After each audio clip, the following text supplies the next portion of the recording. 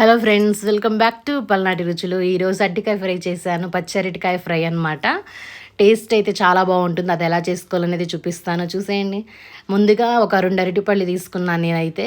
ఒకటి already cut చేశాను. ఇది ఎలా కట్ చేసుకోవాలనేది చూపిస్తున్నాను అనమాట. ఎడ్జెస్ కట్ చేసుకొని హాఫ్ని 4 పీసెస్ లాగా చేసుకోవాలన్నమాట. పైన తొక్క తీయాలి కదా, సో అందుకని చెప్పేసి ఎలా తొక్క తీసుకోవాలనేది చూపించడానికి కోసం నేను ఇలాగ 4 పీసెస్ లాగా కట్ చేసి చూపిస్తున్నాను. ఇప్పుడు దాని పీల్ పైన అట్లా ఫింగర్ పెట్టేసి అట్లా అంటే చాలండి, మొత్తం ఈజీగా పీల్ వచ్చేస్తుంది మనకి. సో అలా మొత్తం పీల్ అంతా తీసేసుకొని చిన్న చిన్న ముక్కలుగా కట్ చేసేసుకోండి. కట్ చేసేసుకున్న తర్వాత మనం నార్మల్ వాటర్లో కొంచెం సాల్ట్ వేసేసి ఆ సాల్ట్ వాటర్లో ఈ ముక్కలన్నీ వేసేసుకొని ఒక 5 మినిట్స్ పక్కన పెట్టుకోవాలండి, నల్లగా అవ్వకుండా. సో అందుకని అలా వేసేసి పక్కన పెట్టేసుకొని డీప్ ఫ్రైకి ఆయిల్ పెట్టేసుకోవాలి ప్యాన్లో. అవి వేడయ్యాక, ఆయిల్ వేడయిన తర్వాత ఈ ముక్కలన్నిటిని వేసేసుకుందాము. ఈ ముక్కలన్నిటిని అలాగా వాటర్లో లేకుండా వేసేసుకొని మీడియం ఫ్లేమ్లో మంచిగా ఫ్రై చేసుకోవాలన్నమాట. హై ఫ్లేమ్లో పెట్టేస్తే లోపల పచ్చిగా ఉంటుంది. సో మీడియం ఫ్లేమ్లో మంచి కలర్ వచ్చేంత వరకు ఫ్రై చేసుకోండి. ఫ్రై చేసుకునేంత ఇప్పుడు మంచిగా వేగిపోతున్నాయి ఇవన్నీ.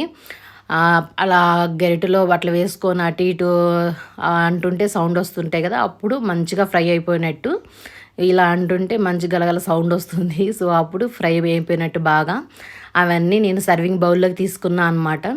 ఇవన్నీ మంచిగా ఫ్రై అయిపోయాయి, బాగా క్రంచీగా ఫ్రై అయిపోయాయి అన్నమాట. లోపల మంచిగా ఫ్రై అయిపోయింది, పైన కూడా మంచిగా ఫ్రై అయిపోయింది. ఇప్పుడు నేను వెల్లుల్లి కారం యాడ్ చేస్తున్నాను. మేము స్పైస్ ఎక్కువ తింటాను కాబట్టి నేను ఒక 4-5 టేబుల్ స్పూన్స్ వేసేసుకున్నాను అనమాట. కొంచెం కారం తక్కువగా తిందామనుకునే వాళ్ళు ఒక 2-3 టేబుల్ స్పూన్స్ వేసుకోవచ్చు.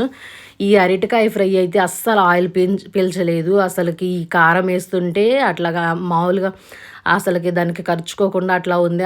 ఆయిల్ అస్సలు పీల్చలేదు. సో చాలా ఈజీగా చేసుకోవచ్చు ఈ అరటికాయ ఫ్రై. ఇలా కారం కలిపేస్తుంటే కొంచెం ఆయిల్ దానికి ఉంటే కనుక అది ఆ కారం కరుచుకుపోతుంది. ఆయిల్ అస్సలు దానికి పట్టలేదన్నమాట. సో అందుకని కారం కింద అట్లా ఉంటుందన్నమాట. సో మొత్తం ఒకసారి మంచిగా కలబెట్టేసేసుకుంటే కారం సెట్ అవుతుంది ముక్కలకి.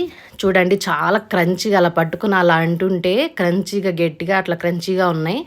ఇలాగా ఉంటే బాగా పప్పులోకి, సాంబార్లోకి, పెరుగన్నంలోకి అన్నిటిలోకి సైడ్ డిష్గా చాలా బాగుంటుంది. అని డైరెక్ట్గా ఇలాగా రైస్తో తిన్నా కానీ వేడి వేడి అన్నంలో చాలా చాలా టేస్టీగా ఉందన్నమాట. సో మీరు కూడా ఇంట్లో ట్రై చేయండి, ఎలా వచ్చిందనేది కామెంట్ చేయండి.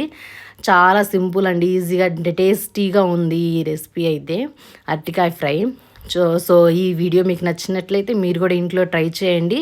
సో ప్లీజ్ సబ్స్క్రైబ్ చేసుకొని వీడియోస్ చూడండి. ఈ వీడియో నచ్చినట్లయితే లైక్ చేసి కామెంట్ చేయండి, సబ్స్క్రైబ్ చేసుకోండి.